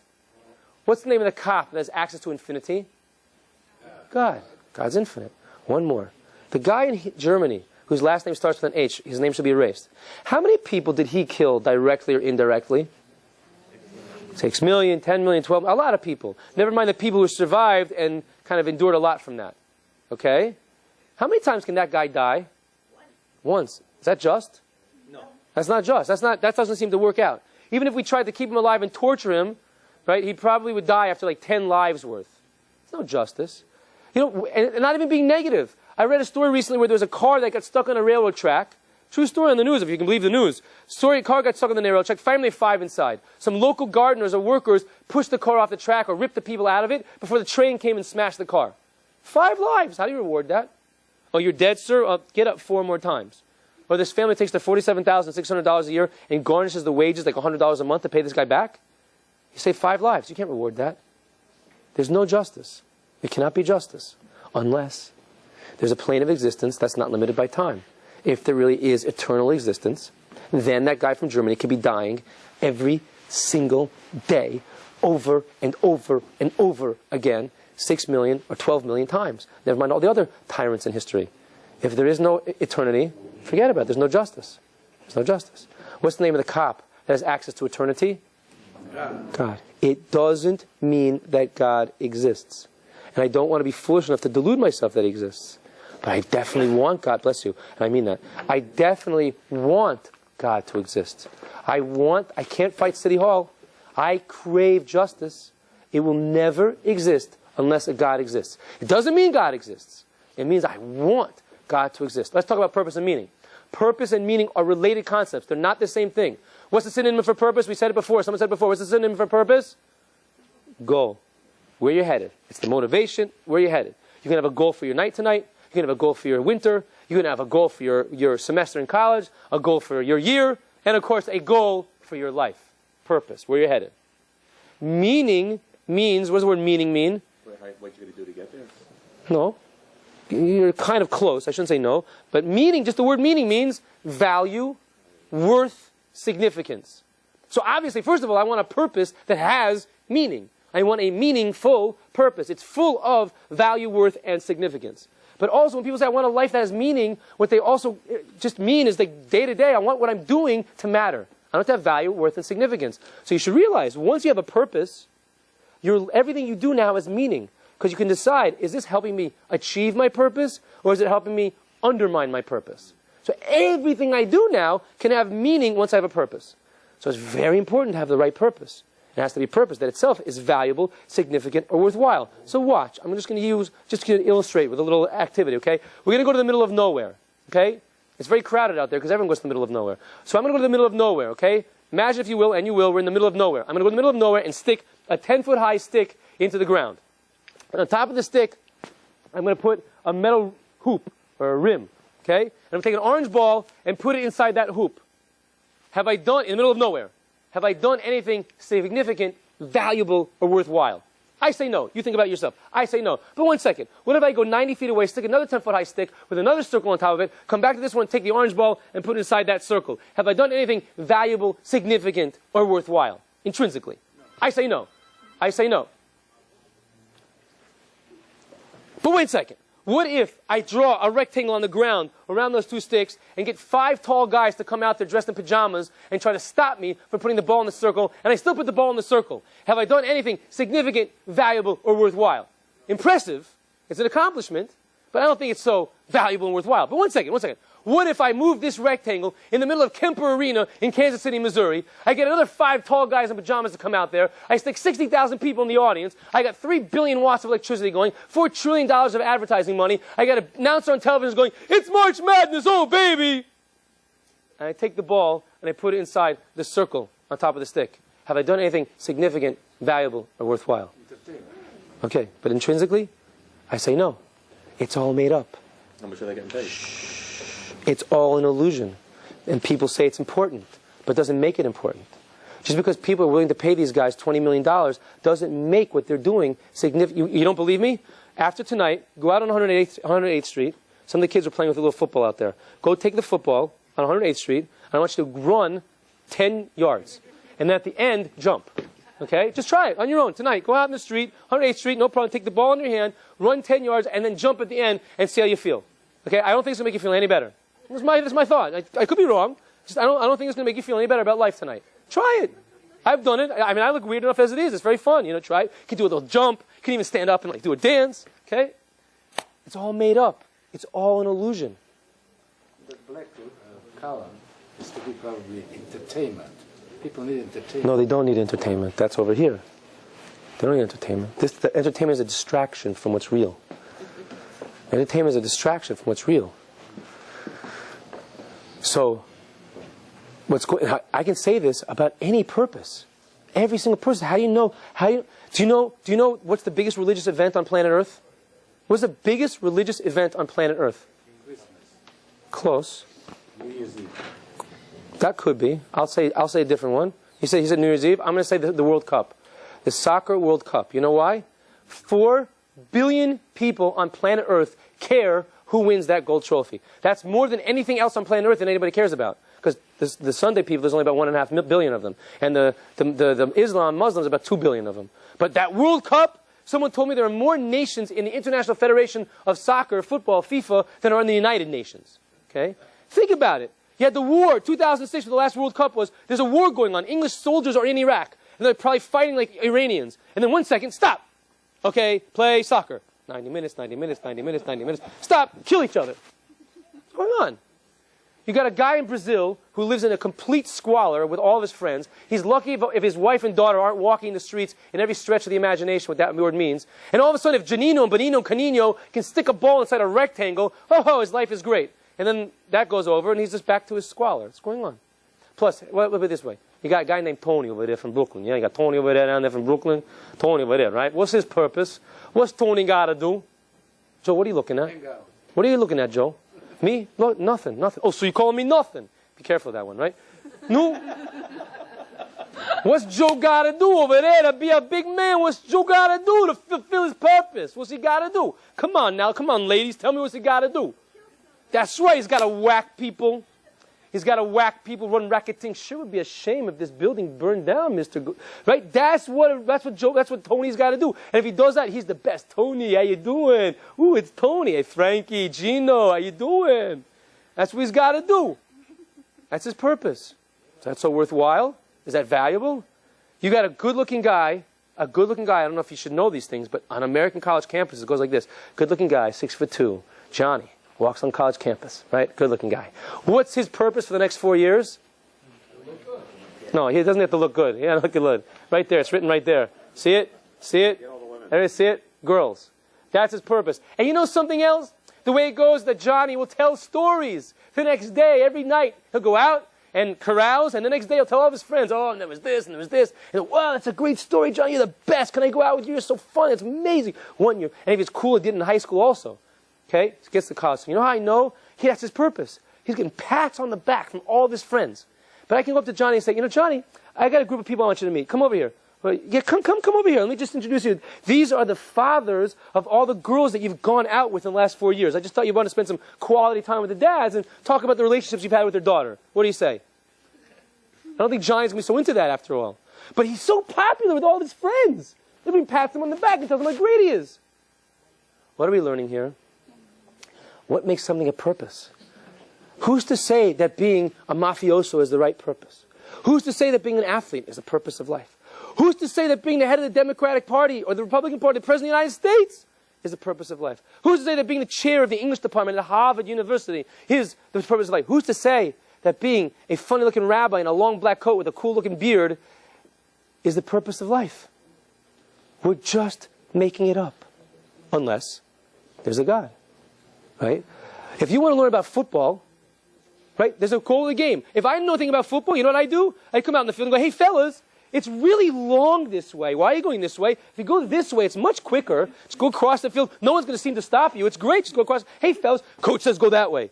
No, it's much faster this way. Coach says that way. How do they know? How do they know? Because there's a rule book. The rule book says that's called end zone, touchdown, 7 points, win game, win season, Super Bowl, yay. That's what the rules talk about it. We're in the game of life.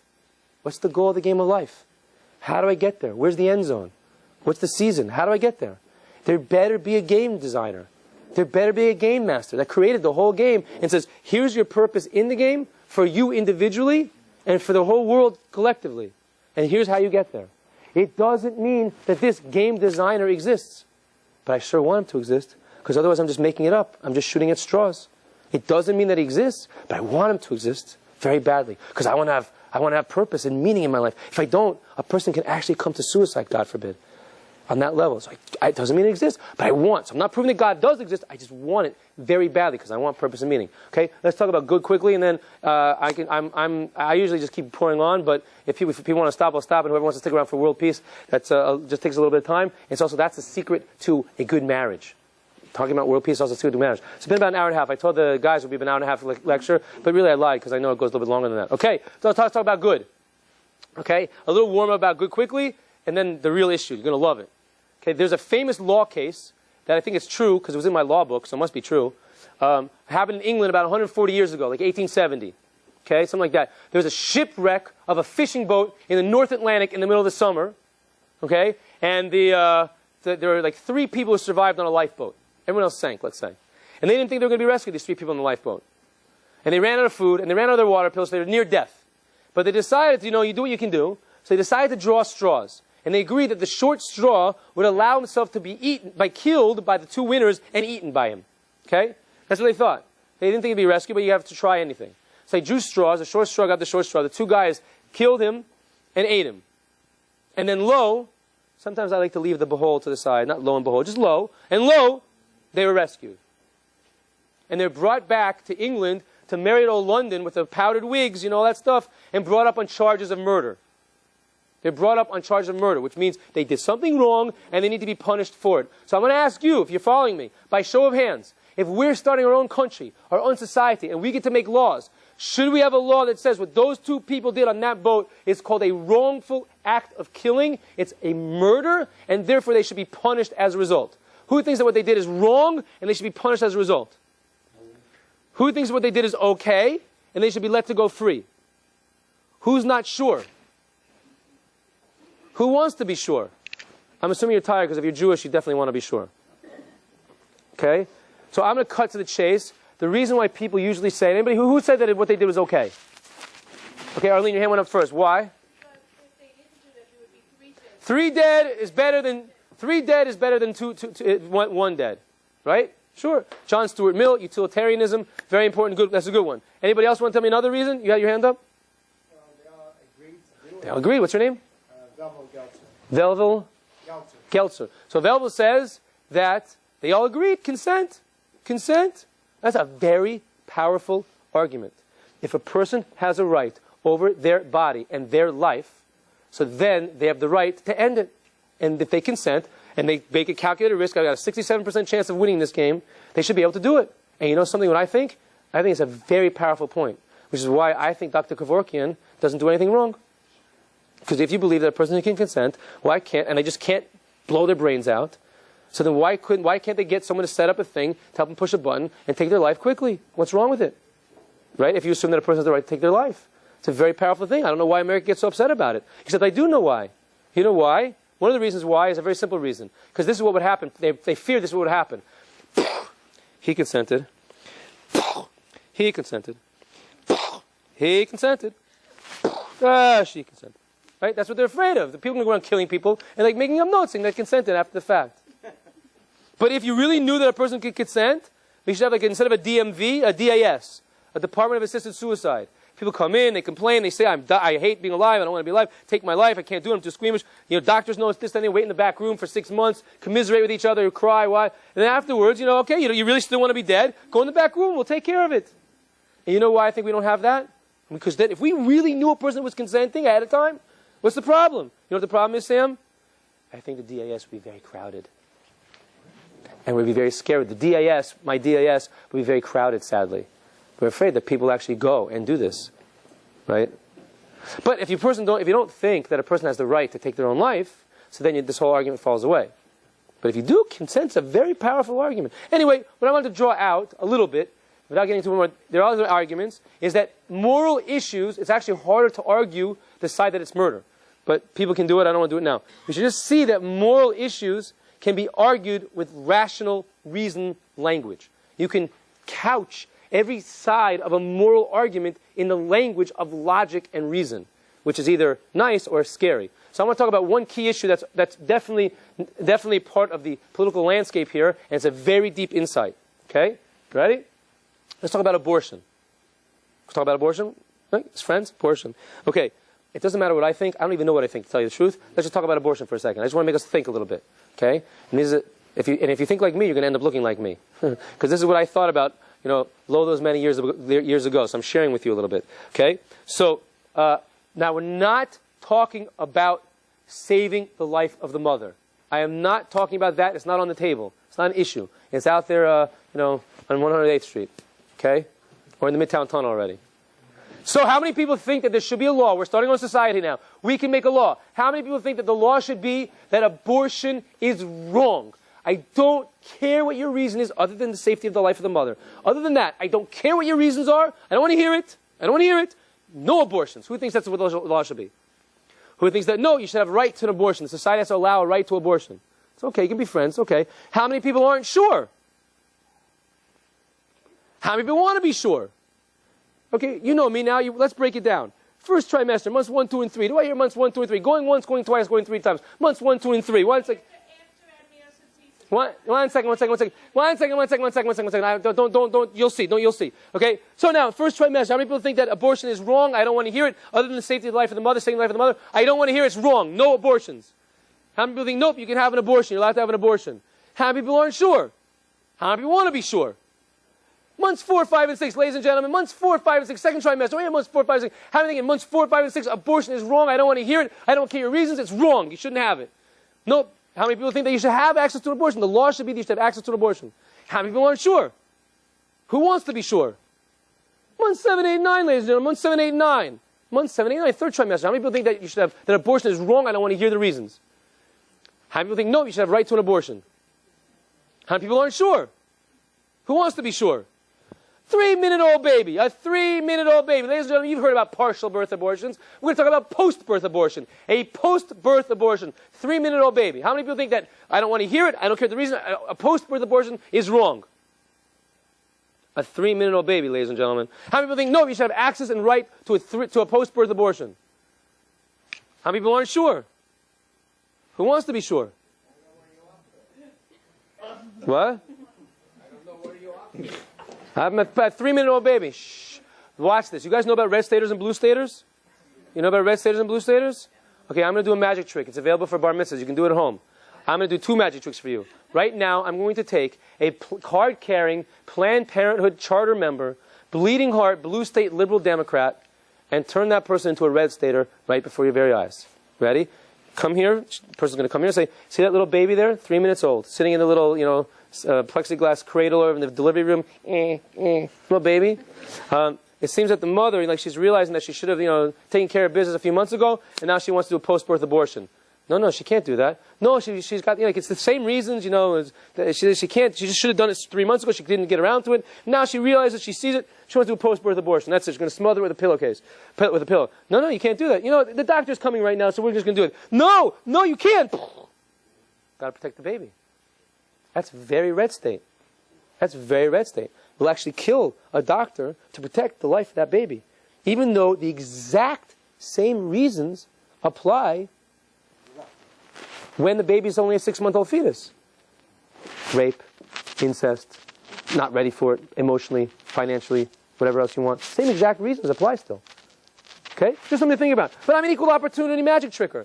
I'm going to take a gun-toting, Bible-thumping red stater and turn him into a blue stater right in front of your very eyes. Hello, how you doing, sir? Pretty good. I want to tell you about this girl. She lives in New York City. One of them city slickers. Yeah, right. One of them. So she wants to do like a Vincent van Gogh thing and cut off her ear. She wants to what? She wants to cut off her ear. Boy, them city freaks, they are so weird. Yeah, okay, but she wants to do it. So do you have any problem with her cutting off her ear? Nope. She wants to cut off her ear. She can do whatever she wants. Except, concern, if she wants to touch that womb, she can't do that. She can't touch that womb because that's sacred. She can't. Wait, she can touch the ear, but the womb. What are you talking about? A red stater becomes a blue stater. She can do whatever she wants. Amazing. What's going on here? What's going on here? Sounds funny. How can a red stater say she can do whatever she wants? And how can a blue stater kill a doctor to protect the baby? It doesn't make sense. We're slicing and dicing. And by the way, I want you to know how confident your hands were going up. How do we know to slice and dice by every 3 months? I mean, seriously, what's going on? The fetus is like this. Oh, 3 months. Oh, 6 months. Got time to come out? What? Why don't we at least slice and dice every month? New rules every month. Every week. What's going on? Every minute, maybe. Every hour. Why are we slicing and dicing the abortion debate? And everyone's so sure. Everyone's so sure. Yeah, my hand goes up. Oh, my hand goes up. So sure. Amazing. Isn't that amazing? How do we know? How do we know? So I once did the following. I thought about the following. There was a court case called Roe v. Wade. You all familiar with Roe v. Wade? I don't know who Roe was. I don't know who Wade was. I don't even know what that V is doing in there in the middle. But I know that decision did something about abortion in America. So I just said to myself, what did the world look like in America before Roe v. Wade? What did it look like? So if you know anything about American government, each state can make rules. And so long as they don't violate or contradict the Constitution or any federal statute, it's fine. States make the rules. So I just thought before Roe v. Wade, each state decided what the rules should be on abortion. Each state decided. So I imagine as follows. New York is a very liberal state, so I just figured abortion was totally fine. And Pennsylvania, which after Roe v. Wade is a very conservative state in terms of access to abortion. So I just imagine Pennsylvania said it was murder 1, 25 years to life. You hear that? That, like 1970, you have a young couple, they have an accident. They're in New York, 3 inches north of the state line in New York. So they go to a clinic, do a little procedure, get a brochure, and a lollipop. Have a nice day. The same young couple is 3 inches south of the border in Pennsylvania. They have to go into a back alley, rusty hanger, and if they get caught, 25 years to life. And I was like, wow, that's nuts. Think about it. The same exact situation. If they're here, it's a procedure and a lollipop. If it's here, in Pennsylvania, 6 inches, life's a game of inches, it's a back alley, and if they get caught, 25 years to life. And I realized, this is crazy, I realized, I got to find the right box on the map to live in and fill it. That's what a state is, just a box on the map. I got to find the right box on the map and fill it with like 5 million people who think just like me. Make all the laws just like me. Liberal on social issues, pro-choice, pro-gay, all that stuff. Conservative a little more on financial things, economics. Definitely pro-Jewish. Can't be Idaho or Montana. Get a box, and you know what I realized? I can't find 5 million individuals who think just like me. And then it hit me. Why do we decide these things on the state line? Why not on the county line? Smaller box, 400,000 people in upstate county, 400,000 right-minded individuals think just like me. And I thought, I can't find 400,000 right-minded individuals think just like me. Why the county? How about the city? A smaller box, 100,000. And I thought, I can't find 100,000 right-minded individuals think just like me. Why the city? How about a town? Smaller box, 20,000 people. We make all the laws. And I said, I can't find 20,000 right-minded individuals think just like me. Why the town? The school district, a much smaller box, 5,000 people. We make all the laws. I said, I can't find 5,000 right-minded individuals think just like me.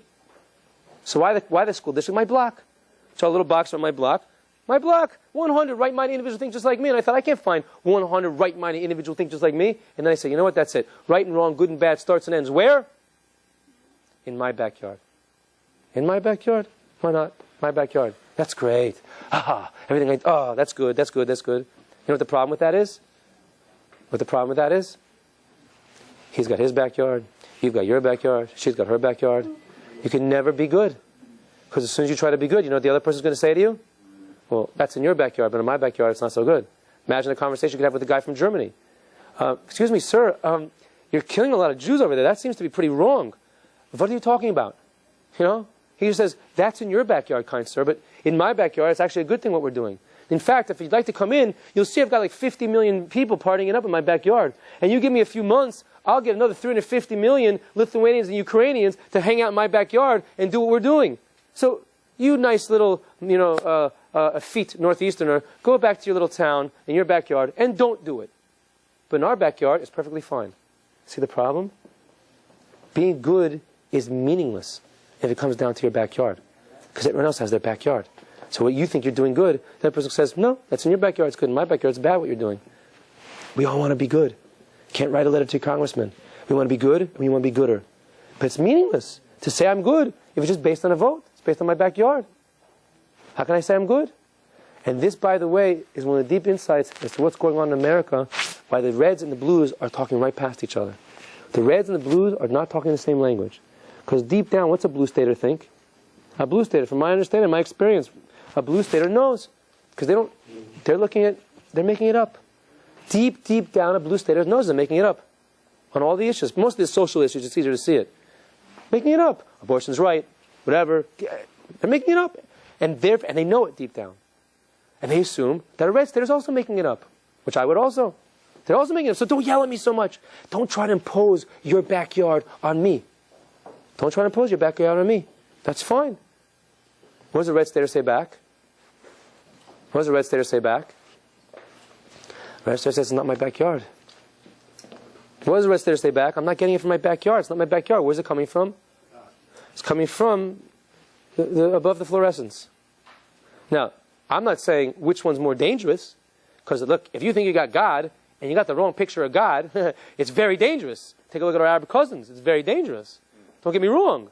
But the approach is totally different. The Blue Stater is not looking up. The Blue Stater thinks or knows, I got it, and deep down they're like, I know I'm making it up. I can argue it and rationalize it, but I'm making it up. It's my backyard. And I know you're making it up. And the rest of it says, no, I'm looking up to something higher. Again, they may have the wrong higher. So it's totally different, blue and red. They're talking right past each other. So from my point of view anyway, if you want to have the concept of being good, there better be up. There better be a higher standard that goes above the backyards. That says, you want to be good? If you do this, that's called good. If you do this, that's called close. Keep trying. If you do this, time to shape up. But otherwise, it's meaningless to say I'm good, unless there's an objective standard. It doesn't mean an objective, absolute standard that's above all of the backyards. It doesn't mean that this being that can create this standard exists, or that we can know about it. I would certainly be interested, if it were possible. Wouldn't you be interested if someone could show to you that there is such a being, and it actually did tell us the standard? For another time. But I'd be interested in that. But going back to where we are right now, it doesn't mean that standard even exists. Doesn't mean it exists. But I sure want it to exist, because I want to be good. I can't change that. I can't change that. I want to be good. It's meaningless to say I'm good if it's just based on my backyard. There better be a higher standard that says this is what good is, and now I know how to be good. Okay? So I'm not proving that God exists, just saying that we want. So I'll stop here, because you've already lent me your ear for an hour and 45 minutes. So we all want, we want to be happy, we want to be good and gooder, we want justice, we want purpose, we want meaning. Obviously you see in the world there's no world peace. And that's pretty clear, you need a God for that. So none of these things doesn't mean that God exists. It just means that I want God to exist. So if you don't know, now you're open. Now you should be more open to the idea, like, wow, I don't need to run away from God. I want the answer to be yes. Go Yankees, go Mets, go Giants, go Jets, go God. I want to be rooting for God. Right? And if we already believe in God or know that God exists, He does a lot for us. He does a lot for us. You want me to take care of this black column? Go.